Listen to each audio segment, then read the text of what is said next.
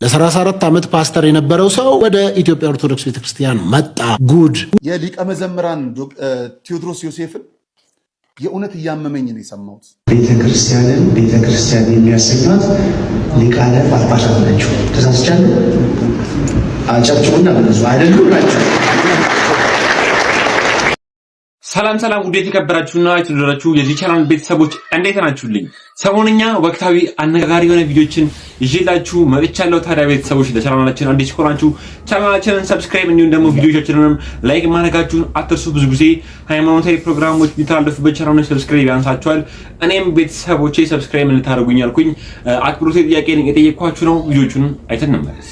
እሺ ቤተሰቦች ተነግረው የማያልቁ ድንቅ ተአምሮች በስውሯ ማርያም ቤተክርስቲያን ይነገራሉ።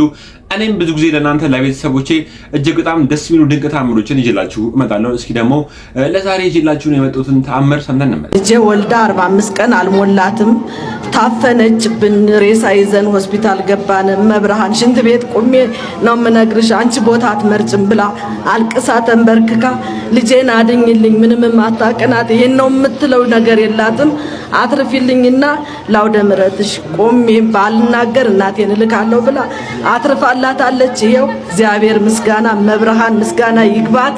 ለኛ እንደደረሰች ለእናንተም ለሁሉም ትድረስላት። ያው ቤተሰቦች እንደተመለከታችሁት ነው እኚህ እናታችን እጅግ በጣም ደስ የሚል ድንቅ ተአምር እየተናገሩ ነበረ። ልጃቸውንም ልጃቸውም የተረፈችላቸውን መንገድ እየተናገሩ ድንቅ ተአምራቸውንም መድረክ ላይ ቆመው እየመሰከሩ ነበረ። እኛም ምስክርታችንን ለመስጠት እንዲሁም ደግሞ ደጇንም ለመርገጥ ኮሜንት ላይ ጻፍ አድርጉልን። ወደ ኔክስት ቪዲዮ ደግሞ ማሰማችሁ ቪዲዮ ምንድነው? ቤተሰቦች ብዙ ፕሮቴስታንቶች ስለ ኦርቶዶክስ ተዋሕዶ ቤተክርስቲያን ላይ ሐሳብና አስተያየታቸውን ለመስጠት ይሞክራሉ። እጅግ በጣም ብዙ ሰዎችም ይከራከራቸዋል። ዛሬ ደግሞ አንድ ወንድማችን በተሳሳተ መንገድ ላይ የተሳሳተ ንግግሮችን እየተናገረ አንድ ኦርቶዶክሳዊ የሆነ ወጣት ደግሞ ትክክለኛውን ነገር እየነገረው ነበር። ቪዲዮ ሰምተን ነበር። የእግዚአብሔር መልአክ ስሙ ድንቅ ነው አለ። ወደ ሙሉ ቪዲዮ ከመግባታችን በፊት ኃያሉ ቅዱስ ሚካኤል በሕይወታችሁ ሁሉ ድንቅን ነገር ያደረገላችሁ በጎደለው ቦታ ሁሉ ለሞላላችሁ ሁላችሁም ባለማይተቦች የሚካኤል ወዳጆች ኮሜንት ላይ ግቡና ኃያሉ ሚካኤል ድንቅን አደረገ እያላችሁ አጥለቅልቁት። እያዩ የማያዩ እየሰሙም የማያስተውሉ የተባለው ለእንደነዚህ አይነት ሰዎች ነው። እስኪ የሚለውን ሰምተን እንመለስ። እግዚአብሔር መልአክ ስሙ ድንቅ ነው ለዞር አሰው ለማኑኤል እንደነገረው። መቼም ይህንን መዝሙር ብዙዎቻችሁ ሰምታችሁታል ብዬ አስባለሁ። ነገር ግን በደንብ አተኩራችሁ እንድትሰሙ ትፈልጋለሁ። መጀመሪያ ምንድነው እያለ ያለው? የእግዚአብሔር መልአክ ስሙ ድንቅ ነው አለ። ይህንን የት ነው ሰምታችሁት የምታውቁት? ትንቢተ ኢሳይያስ ምዕራፍ 9 ከቁጥር 6 ላይ እንደዚህ ይላል፣ ሕፃን ተወልዶልናልና ወንድ ልጅም ተሰጥቶናልና አለቅነትም በጫንቃው ላይ ይሆናል።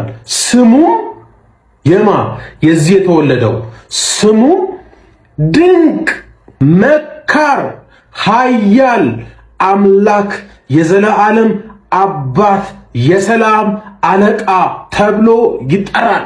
ዘማሪው ደግሞ ምን ይላል? የእግዚአብሔር መልአክ ስሙ ድንቅ ነው። ከዚህ በላይ እንኳን እንዲሄድ አንፈቅድለትም፣ ይበቃዋል። በመጽሐፍ ቅዱስ በሉቃስ ወንጌል ምዕራፍ 24 ቁጥር 45 ላይ በዚያን ጊዜ መጽሐፍትን ያስተውሉ ዘንድ አይምሮአቸውን ከፈተላቸው ይላል። ለዚህ ወንድማችን መጽሐፍትን ያስተውል ዘንድ አይምሮን እንዲከፍትለት እየተመኘን አንዳንድ ነገሮችን እናንሳ። በነገራችን ላይ የእግዚአብሔር መልአክ ስሙ ድንቅ ነው ያለው ዘማሪው አይደለም፣ ወይም እኛ ባለማይተቦች የቅዱስ ሚካኤል ወዳጆች አይደለንም። ራሱ ሰውየው የያዘው መጽሐፍ ቅዱስ ላይ ቃል በቃል የተጻፈ ቃል ነው። እንዲህ ይላል፣ አንብብላችሁ። በመጽሐፈ መሳፍንት ምዕራፍ 13 ከቁጥር 17 ጀምሮ ቃል በቃል ነው ማነብላችሁ። ማኑሄም የእግዚአብሔርን መልአክ ነገርህ በደረሰ ጊዜ እንድናከብርህ ስምህ ማን ነው አለው። የእግዚአብሔር መልአክም ስሜ ድንቅ ነውና ለምን ትጠይቀኛለህ? አለቀ። ስለዚህ ይህ ሰው ግጭቱ ከመጽሐፍ ቅዱስ ጋር ነው። ቅዱስ ሚካኤል ድንቅ አይባልም ካልክ የምትጋጨው ከመጽሐፍ ቅዱስ ላይ ነው።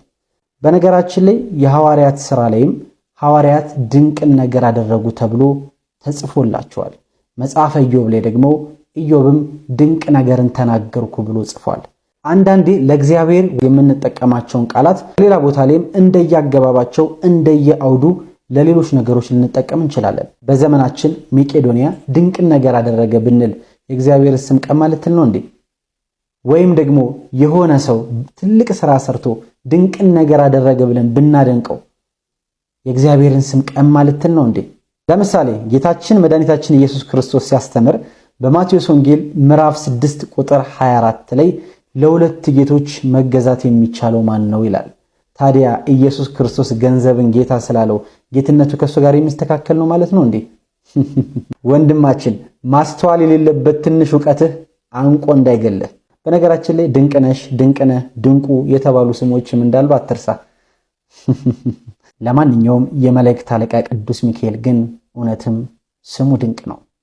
ልክ ነው ቤተሰቦች፣ እንደሰማችሁት ነው። ቃሉ ታሰማልን መንግስተ ሰማያትን የሚያወርስልን እጅግ በጣም ደስ የሚል ነገር ነበር ለዚህ ሰውዬ ሲነግረው ሲያስተምረው የነበረው። ታዲያ ቤተሰቦች እናንተ ስለዚህ ንግግር እንዴት አገኛችሁት? እስኪ ደግሞ ሌላ ቪዲዮ አይተን ሰዎች ሳምንቱን ሲያነጋግሩና ብዙ ሰዎችን ሲያከራክሩ ከነበሩት ልጆች መካከል እርሱም ምንድነው ዘማሪ ቴዎድሮስ ዮሴፍ ለምንድነው በአርሲ ለሞቱት እህትና ወንድሞቻችን እንዲሁም ደግሞ እናትና አባቶቻችን ድምጽ ያልሆነው ተብሎ እጅግ በጣም ሰዎች የማይሆን ነገሮችን እየተናገሩ ነበር። ዘማሪ ቴዎድሮስ ሲያደርግ የነበራቸውን ነገሮች እንዳለ እንደመሻር ነው እኔ የምቆጥረው። እጅግ በጣም ለብዙ ዘመናት እጅግ በጣም ደስ የሚሉ መዝሙሮችን እያጋራን እንዲሁም ደግሞ እጅግ በጣም ሰዎችም እንደሚወዱትም ታውቃላችሁ። ታዲያ ይሄ ነገር ለዘማሪ ቴዎድሮስ ይገባል ብላችሁ ታስባላችሁ ወይ? እስኪ ደግሞ ቪዲዮቹን የሰሞኑን የሊቀ መዘምራን ቴዎድሮስ ዮሴፍን የእውነት እያመመኝ ነው የሰማሁት።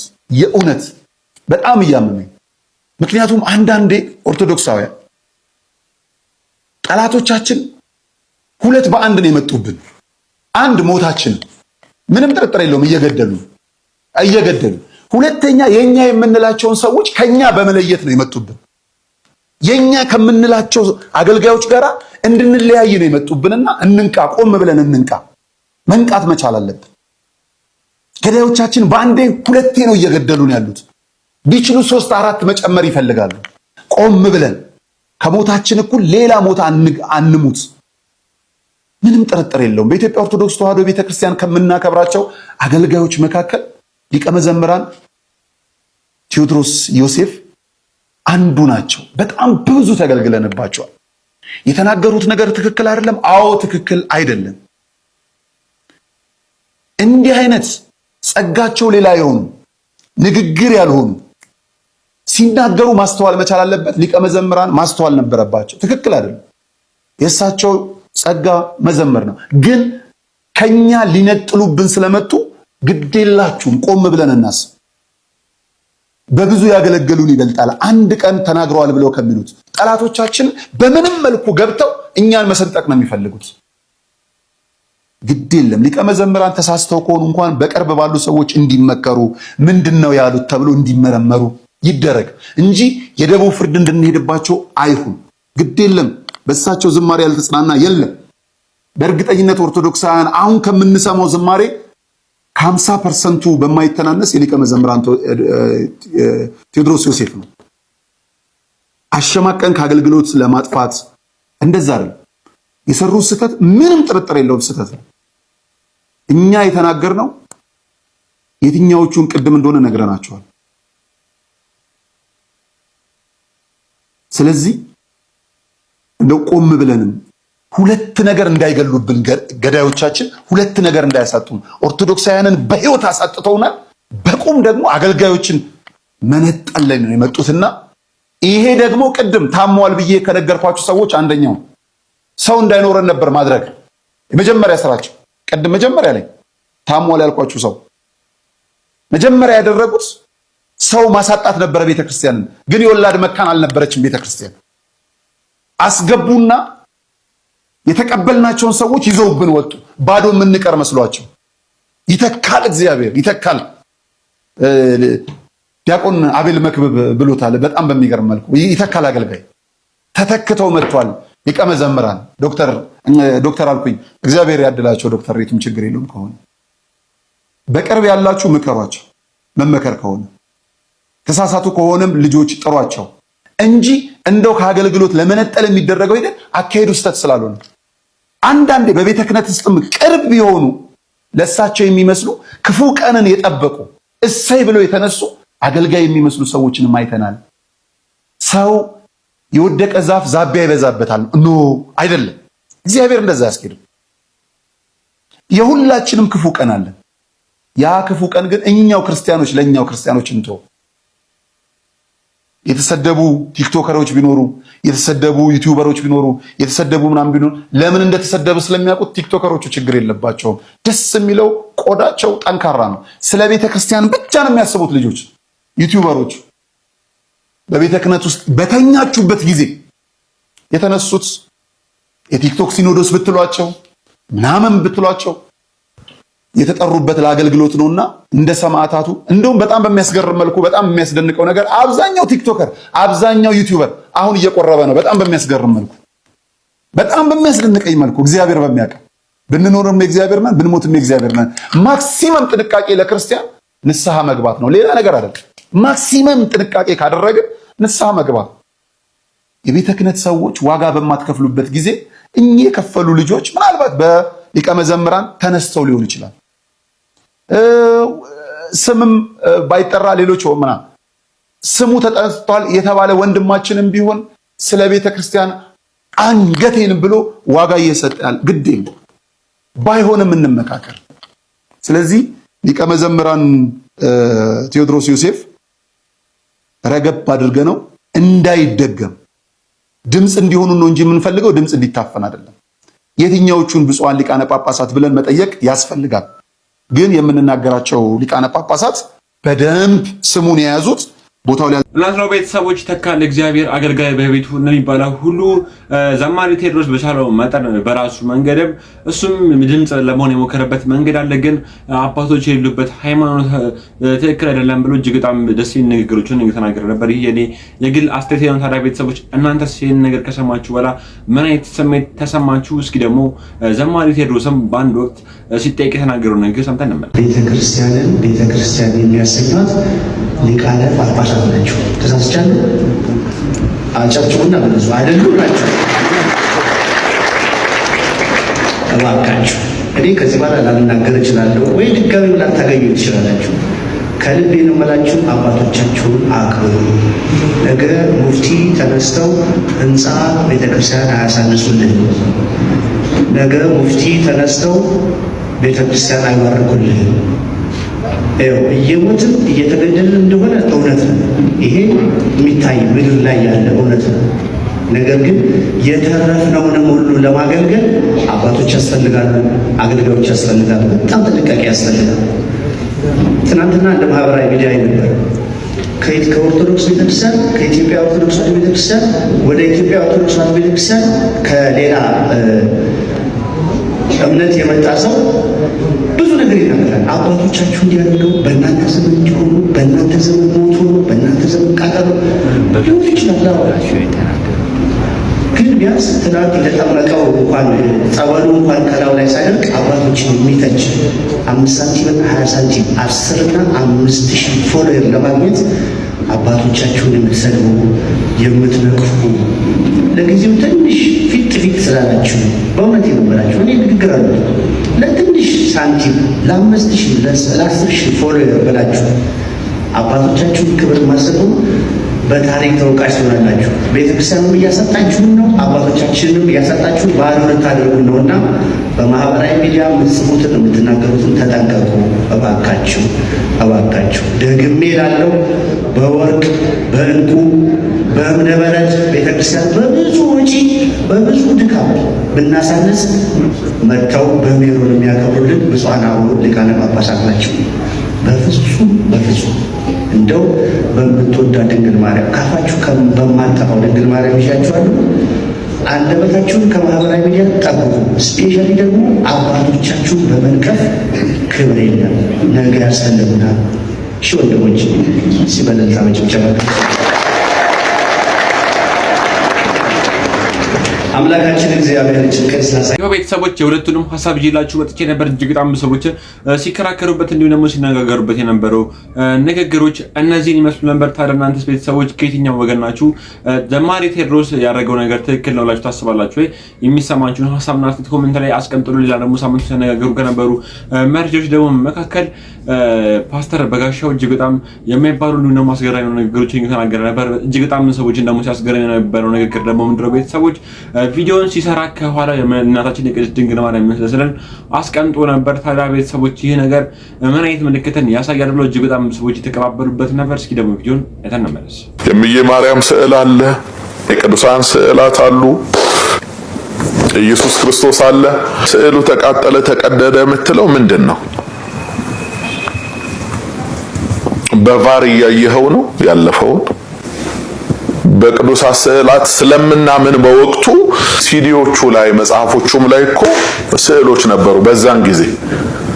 አንዳንዶቹ ስዕሎች ደግሞ ከፋብሪካ ፕሪንት የሚደረግባቸው ሲዲ ላይ ስለሆነ አትልጣቸውም ራሱ እና ያን ያቃጠላችሁት ያን ስዕል ነው። ኦሬዲ እኮ አቃጥላችሁታል እናንተ ያኔ አቃጥላችሁታል። ስዕል ሁሉ አቃጥላችኋል ከቤታችሁ። ስለዚህ ዛሬ ስዕሉ ተቃጠለ ተቀደደ የምትለው ምንድን ነው? በቫር እያየኸው ነው ያለፈውን። ሰዎች ቪዲዮን እንዳያችሁት ነው። እናንተስ ይሄን ቪዲዮ ስታዩ ምን ተሰማችሁ? ሲናገር የነበራቸው ንግግሮች እጅግ በጣም ነበረ እኔ በግሌ ሲያናዱኝ የነበሩት። ታዲያ ቤተሰቦች እግዚአብሔር ልቦና ይስጠው፣ እንዲሁም ደግሞ አይምሮን መልሶለት ወደ ቀድሞ ቤቱ ይመልሰው ብዬ ነው ይሄን ነገር ምን የምመኝለት። ታዲያ ቤተሰቦች እናንተስ ምን አይነት ስሜት አላችሁ? የሚሰማችሁን ሀሳብ ኮሜንት ላይ አስቀምጡልን። እስኪ ደግሞ ሌላ ደግሞ ቪዲዮችን አይተን እንመለስ። ያው ቤተሰቦች ይሄ ደግሞ የተመለከታችሁት ቪዲዮ ደግሞ እኔ ነበርኩ ሪካርድ ያደረኩ ብሎ ይሄ ወንድማችን እጅግ በጣም ደስ የሚለው አስገራሚ ተሰምተው ያልነበሩ ንግግሮችን እየተናገረ ነበር። እናንተስ መረጃ ሲሰሙ ምን አይነት ስሜት ተሰማችሁ? እጅግ በጣም በሚገርም ሁኔታ ደግሞ የተለያዩ ቪዲዮችም በድጋሚ እየተለቀቁ ነበር። እስኪ ሌላ ቪዲዮ ደግሞ አይተን እንመለስ። ያንተ ካሴ ሻሸመኔ ሲቃጠል አንተ ነበርክ በአካል? የለም። ለምን ይዋሻል? እኔ እኮ በአካል አለው። የጸረ ተሐድሶውን መረጃውን ስናወጣ ለሀገረ ስብከቱ፣ ለቅዱስ ሲኖዶሱ አባላት፣ ለጠቅላይ ቤተ ክህነት እኔ እኮ በአካል አለው። አንድም ቀን ካሴ ተሰብስቦ አላቃጠልንም። አንድም ቀን ካለ ይሄው ዲቤት ጥሩ ያደርግልሃል። ሌላ ምንም የምንወያይ ውይይት የለም። ሻሸመኔ ቤተክርስቲያን ላይ ቅዱስ ሚካኤል ቤተክርስቲያን ላይ እያሳየ ሙሉ ቪዲዮውን ወየ ፎቶውን ያንተ ካሴ ሲቃጠል የሚያሳይ አንድ ብቻ የምንፈልገው የለም። ካለ እና በመረጃ ከመጣሽ ማርያም ታምጣሽ። ለምን እንደ ጻድቅ ጌታ ይወዷል ያንተን ውሸት። አሁን የሰራኸው ቪዲዮ ላይ የለጠፍከው ያ ፎቶ በእውነት ሻሸመኔ የተቃጠለ ነው? ይሄ ትልቅ ውሸት ነው። ሁለተኛ ምንም ባላደረግ ነው ላልከው ሪከርድ ያደረኩ እኮ እኔ ነኝ። ቀድሞ አዋሳ መጣህ፣ የግቢ ተማሪዎችን ሰበሰብክ፣ ከቤተ ክርስቲያኑ ጭመራ ግብር አከናወንክ። ከዚህ ተከትሎ ነው ቴዲ ነኝ ሐዋሳ ነኝ ምኖረው ብዬ ደውዬ አናግሬያለሁ። ይሄው ሪከርዱ ተለቋል እኮ ማንም የሚደብቀው ሀቅ አይደለም። ቤተ ክርስቲያን በአስተምሮ ደረጃ ችግር አለባት ወይ ብዬ ጠየቅኩ። ማዕት አልከኝ። ሪከርድን ሲደግመ ስማው። ኤአይ ነው እሱ።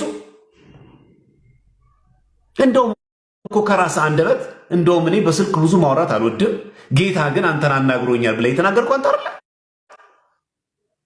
በዛ ሰዓትም እንደዚህ ተሐድሶ መንፍቅና ሐሳብ አልነበረኝ የምትለው ማን ሆነ ነው? ይህን ሪከርድ የተናገረው ማን ነውና? እንደዚህ አይነት ድርቅ ያለ ውሸት እውነት እግዚአብሔር ወዶ ኦርቶዶክስ እያለህ አንተ እያገለገልክ እያለ እውነት አንተ ኦርቶዶክስ እያገለገልካት ነበር? በትክክል ጠየቅኩ እኮ። የመማፀኛ ከተማ ላይ የሰበከው ስብከት ምን ልታደርገው አላልኩም እኔ? አስፈላጊ ከሆነ ለሁላችሁም አራቱም ቀን የተለያየ ቀን ሪከርድ ያደረኩትን ኦፊሻል ይለቀዋሉ ከተፈለገ የዛሬ 10 ዓመት እናንሳው ካልክ ማለት ነው። ከዛም ጠየቁ ምናልባት ተገፍተ ይሆን ከቤተክርስቲያን የወጣው ሰንባ? በፍጹም። እሺ ቤተክርስቲያን በአስተምሮ ደረጃ ችግር አለባት? የለባትም። አለባት እኮ ነው ያልኩህ አንተ።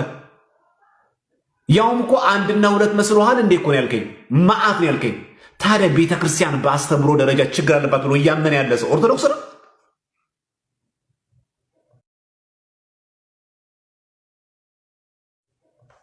ቤተክርስቲያን በአስተምሮ ደረጃ ችግር አለባት ብሎ የሚያምን ሰው እሱ ኦርቶዶክሳዊ ተዋህዶ ነው? በውሸት ተገፋም ብሎ የመናገር የሰው ሞራል አለ? ስለዚህ አንተ የሰራው ቪዲዮ ላይ ሰው ቅንብር እኮ ይነቃል ነገር። ይህ እኮ ማህበረሰብ እኮ ምናልባት ሚዲያ ላይ ወጥተን ስለምንናገር ራሳችን ብቻ የሰለጠንን ይነቃል ለምን አድርገን እንቆጥረዋለን? ደግሞ አታፍረን ቪዲዮ ሰርተህ ትወጣለህ እንዴ? የሚገርማችሁ እኮ ያሳየው እኮ ሲቃጠል የሚያሳየው እኮ ፎቶ ሻሸመኔ እኮ የተቃጠለ እኮ አይደለም። አንተ ጀግና ከሆንክ ይኸው በኦፊሻል ነው የምነግርህ።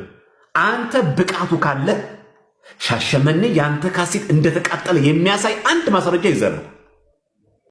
ሌላ ደግሞ ማሳያችሁ ቪዲዮ እንደው ቤተሰቦች ፓስተር ሶፊ እጅግ በጣም አስገራሚ እንዲሆን ብዙ ሰዎችን ሲያስገርም የነበረ ብሮድካስት ላይ ቀርበው ከአንድ ወንድማችን ጋር እየተነጋገረ ነበር። እስኪ ደግሞ ይህም ብሮድካስትም ሰምተን ነው። ለ34 ዓመት ፓስተር የነበረው ሰው ወደ ኢትዮጵያ ኦርቶዶክስ ቤተክርስቲያን መጣ። ጉድ ማን ያለ ሆነ ብሎ የጮኸ አንድም አካል የለም። አንዴ አውጣለ እኔ እኮ ፔንቴኮስታል እኮ ነኝ።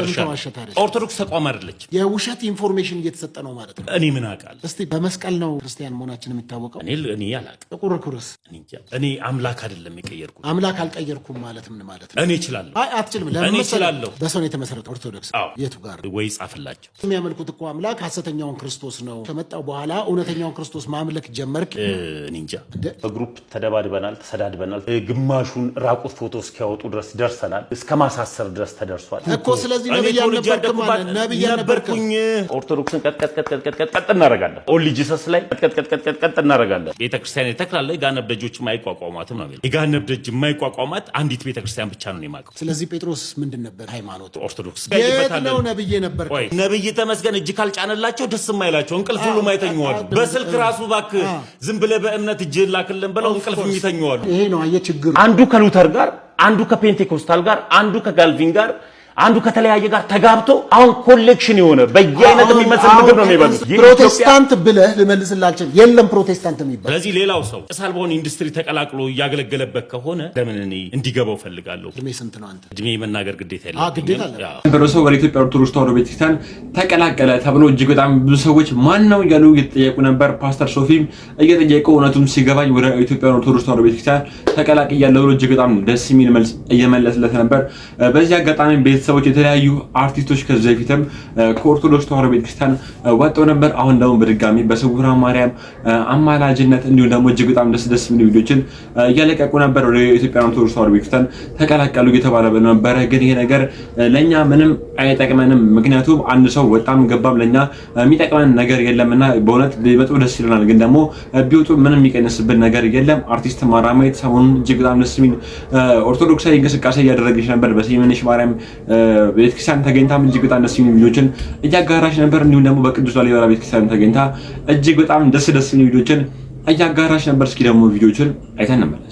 እልላለሁ ምን አለኝ ፍጹም ሸክሜ ቀሎልኝ በሁኔታ ማትለካ አንተ ብቻ ምታስመካ በማይነገር ስጦታ በማይከፈል ውለታ ለዘላለም ይበልልታ አዳንከኝ